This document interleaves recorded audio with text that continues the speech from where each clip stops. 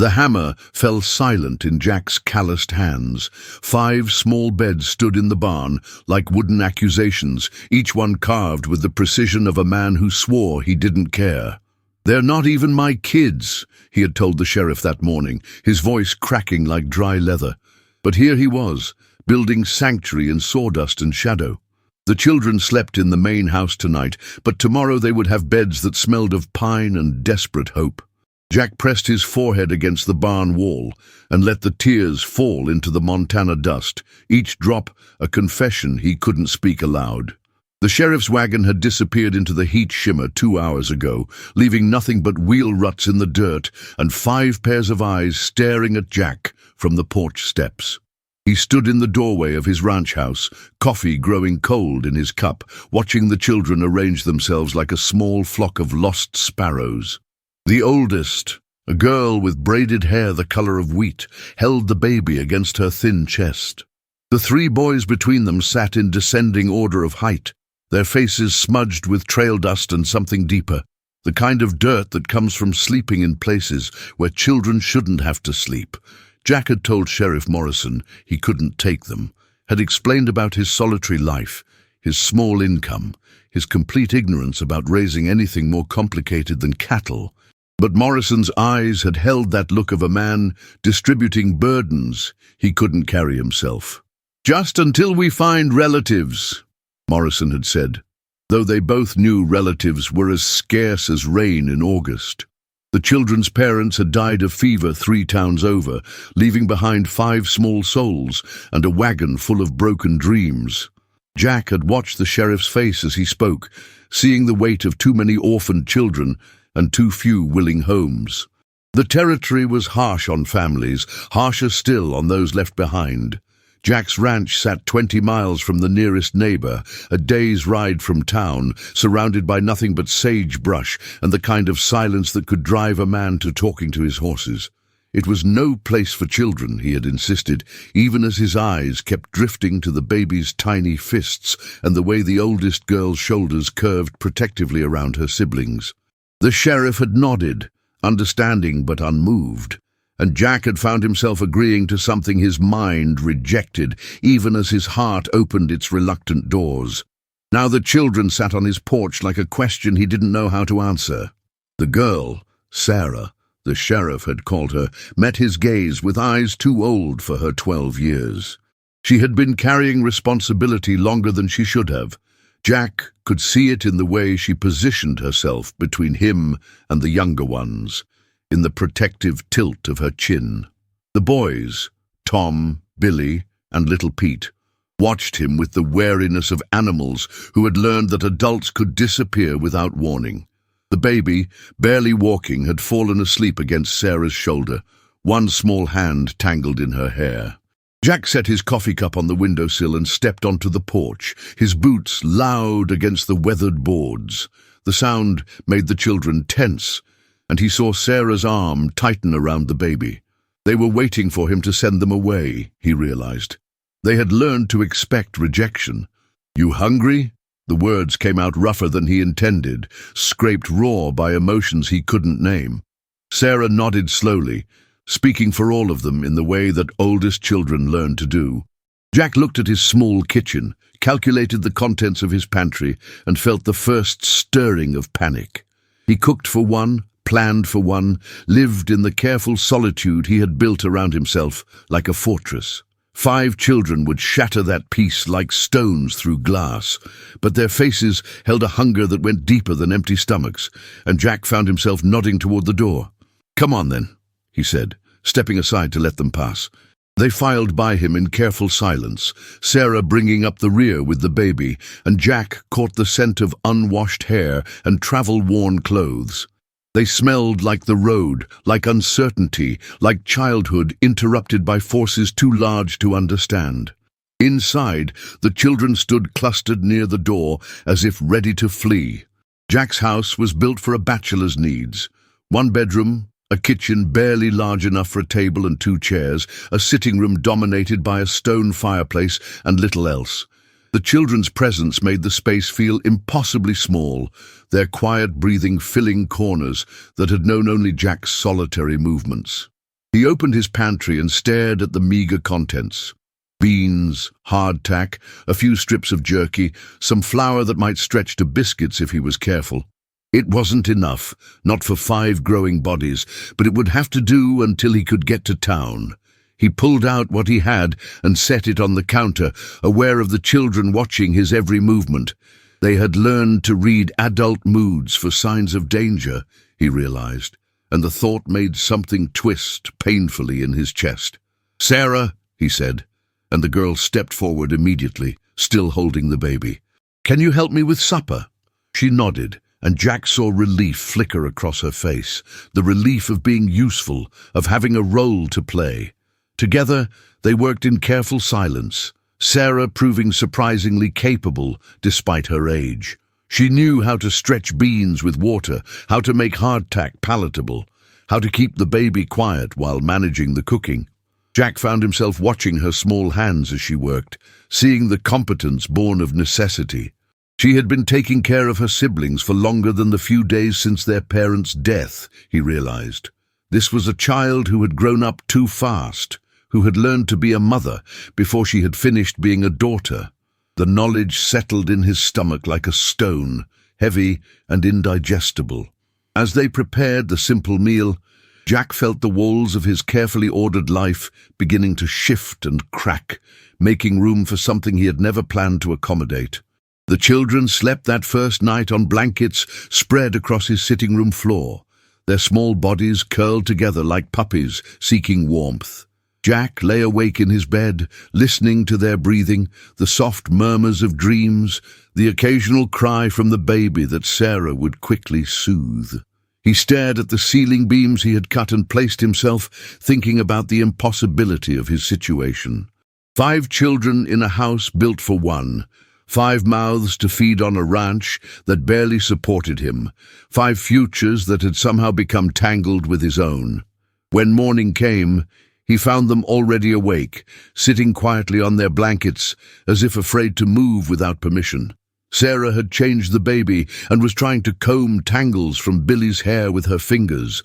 The sight of her small hands working so carefully, so tenderly, made Jack's throat tighten with an emotion he couldn't name. After breakfast, more beans and hardtack, stretched thin but shared without complaint, Jack announced he was going to town for supplies. He saw the fear flash across their faces, the immediate assumption that he was leaving them permanently. "I'll be back before dark," he said, and watched some of the tension leave Sarah's shoulders. But as he hitched up his wagon, Jack found himself wondering if he was lying. It would be easy to keep driving, to find the sheriff and explain that he had tried but couldn't manage. The children would understand. They had learned to expect abandonment.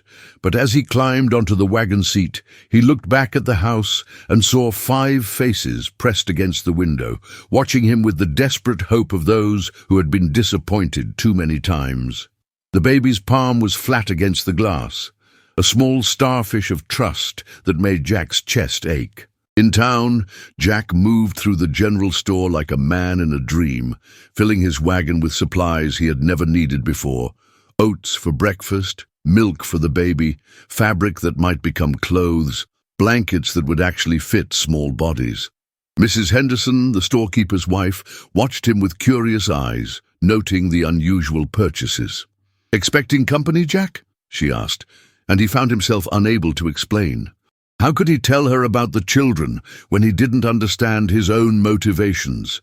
Instead, he mumbled something about helping out a neighbor and loaded his wagon with the kind of care usually reserved for precious cargo. The supplies represented more than food and comfort. They were a commitment he wasn't ready to acknowledge, promises made in flour and sugar and soft wool. The drive back to the ranch gave Jack time to think, time to feel the weight of what he was doing. The children weren't his responsibility, he told himself. He had agreed to temporary shelter, nothing more. But as the ranch buildings came into view, he saw them again at the window, still watching, still waiting. Sarah had the baby on her hip, and the boys were pressed close beside her, all of them silhouetted against the glass like a portrait of hope. Jack's hands tightened on the reins, and he felt something shift inside his chest, some wall beginning to crumble. When he pulled up to the house, the children spilled out onto the porch, their faces bright with relief. They helped him unload the wagon with eager hands, exclaiming over the milk, the soft bread, the small bag of peppermint sticks he had bought on impulse. Their joy over such simple things made Jack realize how little they had known of childhood's small pleasures. That evening, after the children had eaten their fill for the first time in days, Jack sat on his porch and watched them play in the yard. The boys had found sticks and were engaged in some elaborate game involving horses and cattle drives, their voices carrying across the evening air. Sarah sat nearby with the baby, singing softly, her young voice sweet in the gathering dusk. Jack whittled a piece of wood, his hands moving automatically, while his mind wrestled with unwelcome thoughts.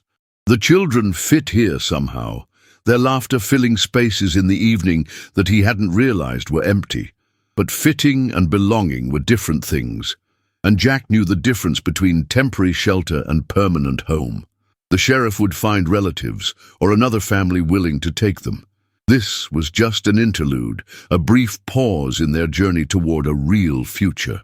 But as the stars emerged overhead and Sarah gathered the children for bed, Jack found himself walking toward the barn. Inside, in the yellow glow of his lantern, he stood among the hay bales and farm tools and tried to imagine 5 small beds arranged against the walls. The barn was warmer than the house in winter, cooler in summer, and large enough for children to have space to grow. It would need work, a proper floor, windows for light, a stove for heat, but it could be done. Jack ran his hand along a support beam, feeling the solid wood beneath his palm. "They're not even my kids," he said aloud to the empty barn, his voice echoing in the rafters. But even as he spoke the words, he was measuring spaces in his mind, calculating lumber and nails and the kind of work that would keep him busy for weeks. The children deserved better than blankets on a sitting room floor, he told himself. It was simple human decency, nothing more. But his hands were already reaching for his tools, and his heart was already building something he couldn't yet admit he wanted. The morning came with frost, painting the barn windows like accusations. Jack stood in the doorway, coffee steaming in his chapped hands, watching 5 small bodies stir beneath wool blankets that had once belonged to his father. The oldest girl, Sarah, he'd learned her name despite himself, was already awake, her dark eyes following his every movement with the wariness of a creature that had learned too young that safety was temporary. She couldn't be more than 12, but she carried herself like a woman who had buried her childhood alongside whatever graves had brought them here. The way she positioned herself between him and the younger ones made something twist in his chest, a recognition he didn't want to name. He'd told himself he would give them 3 days, 3 days to rest, to eat Martha's cooking, to find their strength before moving on to wherever orphans were supposed to go. But watching Sarah's thin shoulders square against the morning cold, watching her count the other children with her eyes like a general counting soldiers, Jack felt the first crack in his resolve. She was protecting them the way he'd once protected his younger brother, before the fever took him, before Jack learned that love was just another word for loss waiting to happen. The coffee turned bitter in his mouth as he realized he was seeing himself in this slip of a girl, seeing the weight of responsibility that aged children before their time. The youngest boy, Tommy, barely 6, had wet his bed during the night. Jack could smell it from the doorway, could see the shame burning red across the child's face as he tried to hide the evidence beneath his blanket. The other children pretended not to notice, but Jack saw how they shifted away, how even in their kindness they created distance.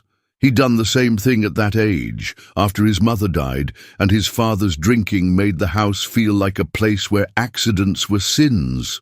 The memory hit him like a physical blow, and before he could stop himself, he was walking toward the boy, his boots heavy on the barn floor. "Accidents happen," he said quietly, his voice rougher than he intended. Tommy's eyes went wide with terror, expecting punishment, expecting the back of a hand or the sharp edge of words. Instead, Jack knelt down, his knees protesting against the hard-packed earth, and began stripping the soiled bedding with the same careful attention he gave to grooming his horses. "Had a horse once that was afraid of thunder," he continued, not looking at the boy's face. "Every storm, she'd make a mess of her stall. Took me months to realize she wasn't being stubborn. She was just scared." His hands worked methodically, bundling the wet fabric, and he felt Tommy's small body relax beside him. Fear makes us all do things we're ashamed of. Sarah watched this exchange with eyes that seemed older than the mountains surrounding them. Jack could feel her measuring him, weighing his actions against whatever cruelties she'd witnessed before. When he stood to carry the bedding outside, she followed him with her gaze, and he knew he was being tested in ways he didn't fully understand. The other children, Mary, barely 8, with hair like spun gold; David, 10, and already showing the angular hunger of poverty; little Emma, who hadn't spoken a word since they'd arrived. They all watched too, their silence heavy with questions they were too afraid to ask. Jack felt the weight of their attention like a physical thing, pressing against his shoulders, making him conscious of every movement, every word. Outside, hanging the wet sheets on the line Martha had strung between 2 fence posts, Jack found himself thinking about the beds he'd built. 5 beds, when he could have easily made do with bedrolls on the floor. 5 beds with careful joints and smooth edges, built to last through seasons he hadn't planned for. His hands had moved without consulting his mind, measuring and cutting and sanding as if he were building something permanent, something that mattered. The realization settled in his stomach like a stone, cold and undeniable. He was already thinking of them as his, these children who carried their belongings in flour sacks and flinched at sudden movements. The thought terrified him more than any bronco he'd ever broken, more than any storm he'd weathered alone on the range. The second week brought a rhythm that felt dangerous in its familiarity. Jack found himself waking earlier, not to escape the sound of children stirring, but to watch them sleep in those precious moments before the day's worries claimed them. Emma had taken to curling against Sarah's side like a kitten seeking warmth, her thumb working steadily in her mouth despite Sarah's gentle attempts to break the habit. David slept with his fists clenched, even in dreams fighting battles Jack could only imagine. Mary talked in her sleep, long conversations with people who existed only in memory, her voice so soft it was like listening to prayers. And Tommy had begun reaching for Jack's hand when nightmares woke him, his small fingers seeking anchor in the darkness. Martha had stopped pretending this was temporary. She'd moved her sewing basket to the kitchen table, letting out seams and hemming pants with the efficiency of a woman who understood that children grew whether you planned for it or not. "That boy needs boots," she'd said one morning, nodding toward David, whose toes were beginning to peek through holes worn thin by too many miles. "And the girls need proper dresses for when the weather turns." She didn't ask Jack's permission, didn't wait for his approval. She simply added these needs to her mental list, the way she'd once planned for the children she and Jack had never had, the family that had remained a dream deferred until it became a dream abandoned. Jack had ridden into town that afternoon, telling himself he was going for supplies, for feed, for anything but children's clothing. But he found himself standing in Morrison's general store, staring at a display of small boots, while the shopkeeper's wife watched him with knowing eyes. "Those orphans staying out at your place?" she said, not quite a question. Word traveled fast in a town this size, and Jack had learned long ago that privacy was a luxury cowboys couldn't afford. "Heard they're well-behaved children. Quiet." She said it like a recommendation, like she was trying to sell him something he'd already bought without realizing it. He'd left the store with 5 pairs of boots, 3 dresses, and a wooden toy horse that had caught his eye for reasons he couldn't explain. The horse was carved from pine, smooth and simple, the kind of thing a child might clutch during long nights when the world felt too big and too empty. He told himself it was practical. Children needed toys the way horses needed grain. But riding home with the packages tied behind his saddle, Jack felt like a man walking toward a cliff with his eyes wide open, each step a choice he couldn't take back. That evening, watching the children try on their new boots, Jack understood something about love that he'd never learned in all his years of solitude. Love wasn't the grand gesture, the dramatic declaration. It was the quiet accumulation of small acts. The way David's face lit up when his boots fit perfectly. The way Emma finally smiled when she saw the wooden horse. The way Sarah's shoulders relaxed just a fraction when she realized these gifts came without conditions attached. Love was building beds you didn't plan to build, buying boots for feet you hadn't meant to shelter, finding yourself responsible for hearts you'd never intended to hold. The children had gathered around the wooden horse, passing it from hand to hand with the reverence reserved for precious things.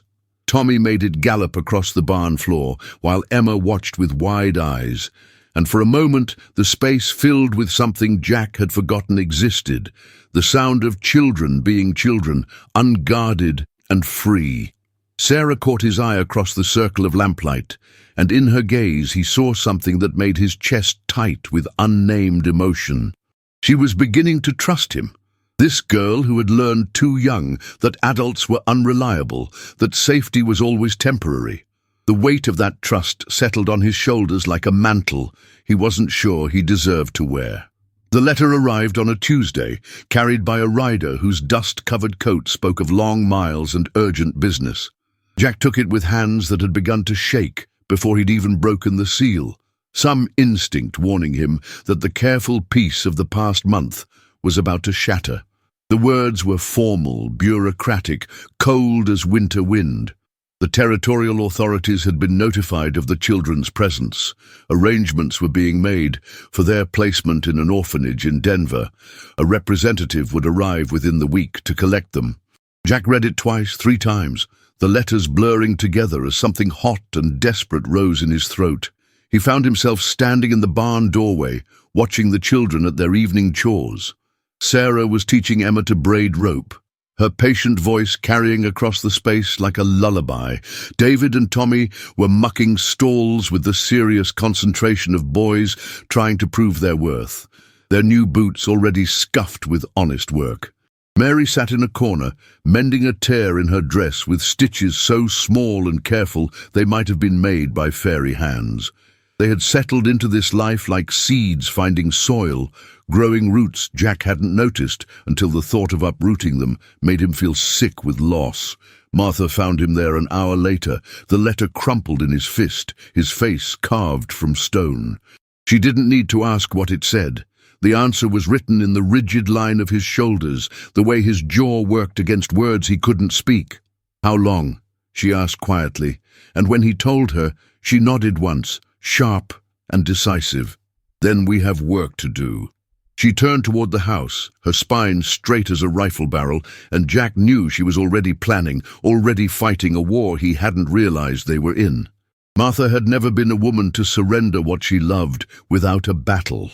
That night, after the children had been tucked into their beds with stories and gentle words, Jack sat alone in the barn with a bottle of whiskey and a heart full of contradictions. He'd spent 30 years learning to live alone, 30 years building walls around his emotions, 30 years telling himself that independence was strength and attachment was weakness.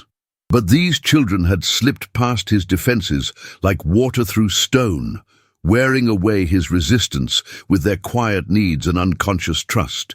The thought of them in some institutional dormitory, sleeping in rows of identical beds, eating meals served by strangers who saw them as numbers rather than names. It made him want to break something, to rage against a system that treated children like cattle to be moved from pen to pen. He thought about his own childhood, about the uncle who'd taken him in after his father's death, about the cold efficiency of duty without love. The man had fed him, clothed him, taught him to work, but had never once asked what Jack dreamed about in the dark hours before dawn, never noticed when grief made food taste like ash in his mouth. Jack had survived, had grown strong and capable and self-reliant, but something essential had withered in that house where kindness was rationed and affection was seen as weakness. He couldn't bear the thought of these children learning the same lessons, of watching the light fade from Emma's eyes, or seeing Sarah's protective instincts harden into permanent armor. The whiskey burned his throat, but it couldn't burn away the truth that had been growing in his chest like a living thing. He loved them, not because they were his blood, not because duty demanded it, but because love had chosen him despite his protests, despite his fears, despite every rational reason to keep his distance. They were his children now, in every way that mattered, and he would fight heaven and hell before he let anyone take them away. The decision settled in his bones like bedrock, solid and unshakable, and for the first time since the letter arrived, Jack felt something other than despair. He felt the fierce, protective rage of a father whose family was threatened, and he knew that some battles were worth fighting, even when the odds seemed impossible.